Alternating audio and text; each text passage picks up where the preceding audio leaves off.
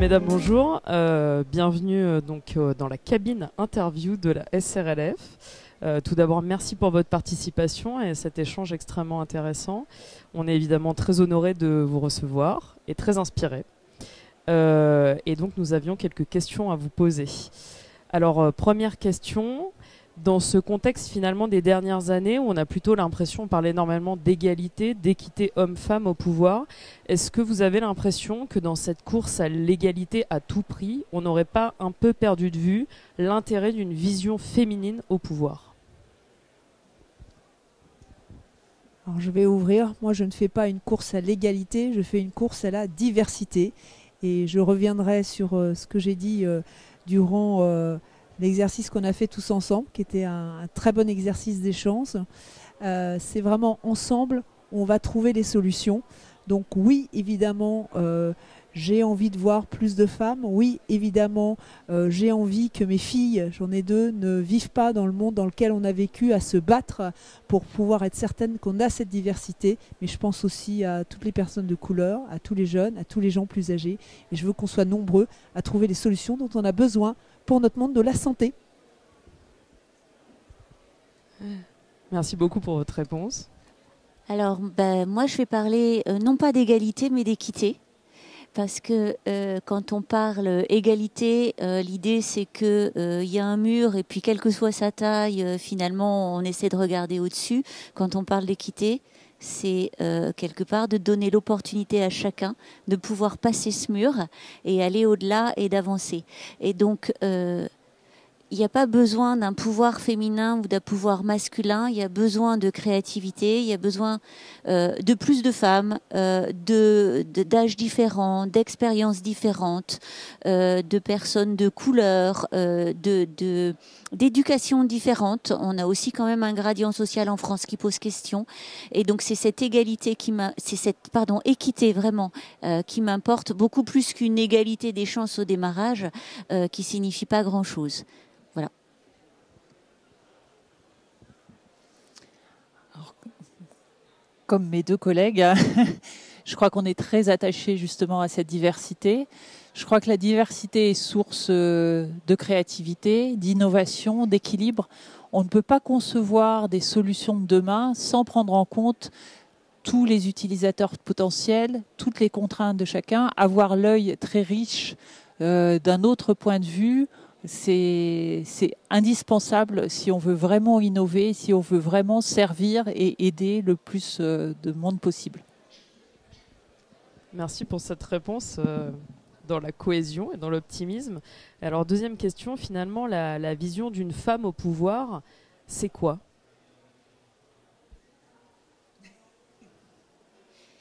J'ai jamais pensé que j'étais une femme au pouvoir. Je suis une femme partenaire des personnes avec qui je travaille. Je travaille sur le développement de mes équipes, mais aussi sur des beaux projets qui permettent d'apporter des solutions qui vont améliorer la prise en charge des patients. Et c'est pas en soi une question de pouvoir, c'est une question d'engagement, de direction, de leadership quelque part. Mais c'est pas une prise de pouvoir. C'est ce leadership qui fait qu'on va avancer ensemble pour trouver des solutions, pour que notre système de santé qui est bien malade, on puisse le soigner et trouver des solutions pour qu'il soit encore plus performant au service des patients et puis de toute la société et de tous les usagers de ce système de santé. Donc ma vision, et c'est pas très important si elle est féminine ou masculine, c'est vraiment une vision d'engagement des équipes, de leadership, de travail en commun, de direction commune.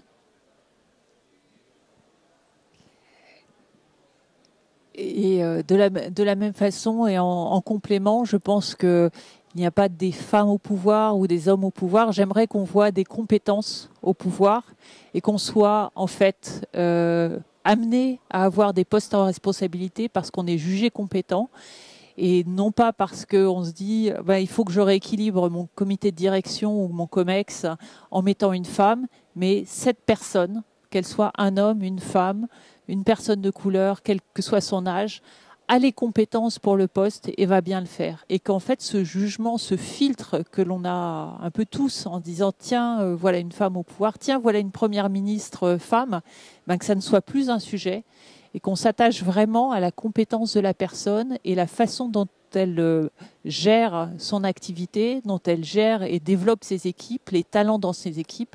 Et c'est là-dessus, je crois, qu'on sera le plus riche ensemble parce qu'on aura passé cette barrière. Je suis une passionnée et une humaniste. La seule chose qui m'intéresse, c'est de garder l'humain au centre pour trouver les solutions dont on a besoin. Donc évidemment aujourd'hui, dans le cadre de la santé, on a beaucoup de challenges à relever tous ensemble. Et moi, c'est personnellement ce qui me motive tous les matins. Donc ma motivation, et je sais que c'est la même pour mes équipes actuelles, pour mes équipes passées, mais je suis sûre que pour toutes les personnes qui travaillent dans la santé, c'est les innovations qu'on va apporter au service des patients pour pas qu'ils ne vivent plus longtemps, mais pour qu'ils vivent mieux plus longtemps. Et je pense que c'est vraiment ce qui nous anime.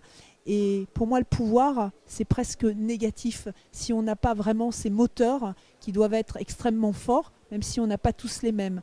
Donc je me suis battue presque 20 ans pour être certaine qu'on ait une médecine pérenne et solidaire. Et chez General Electric, on veut qu'elle soit personnalisée. Donc le bon traitement au bon moment pour le bon patient. Et pour ça, il faut qu'elle soit pérenne et solidaire. Donc en plus, je suis dans la continuité.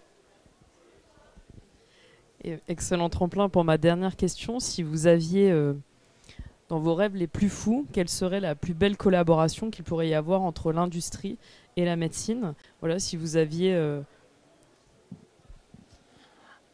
Alors je crois que moi mon rêve, c'est que vraiment on travaille en co-création ensemble entre l'industrie et la médecine.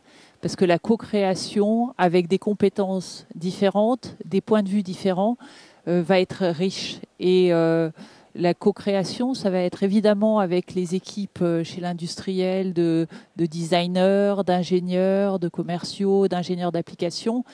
Mais côté service hospitalier, les médecins, les infirmiers, les aides-soignants, mais aussi tout le personnel autour, c'est-à-dire les directions informatiques, les directions administratives, parce que chacun a des défis à relever. Et en mettant en commun, en fait, les enjeux, les défis et les attentes, on va pouvoir créer quelque chose de très beau. Mon rêve, ce serait d'avoir un système de santé où le patient soit le plus important et où on s'aligne pour améliorer les résultats qui comptent pour lui. C'est-à-dire que l'objectif, c'est, par exemple, si je suis parkinsonien et que j'aimais faire de la menuiserie, qu'on lui apporte les solutions, l'encadrement, la prise en charge pour qu'il y arrive.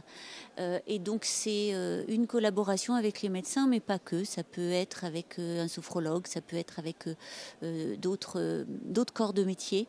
Et donc, pour moi, la santé, elle est très, beaucoup plus holistique que juste la spécialité. Une partie d'une spécialité médicale.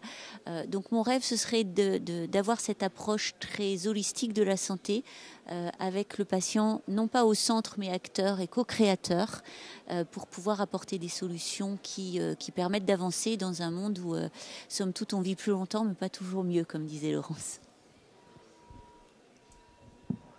Alors en ce qui me concerne, je vais me dire que j'ai des rêves parce que je partage les mêmes rêves que mes collègues sur le plateau ce jour. Donc je vais essayer d'en avoir un troisième. Quasiment fait toute ma carrière dans le monde de la santé.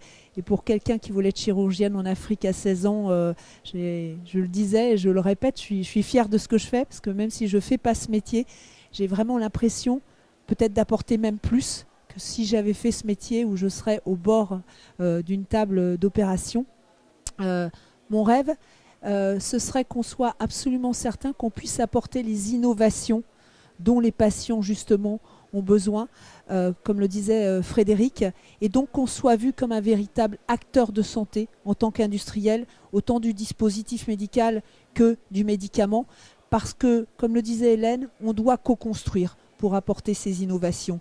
Donc mon rêve demain, ce serait peut-être que la future ministre de la Santé, si ce n'est pas le futur ministre de la Santé, vienne chercher les industriels pour vraiment trouver les solutions dont on a absolument besoin pour notre système de santé demain.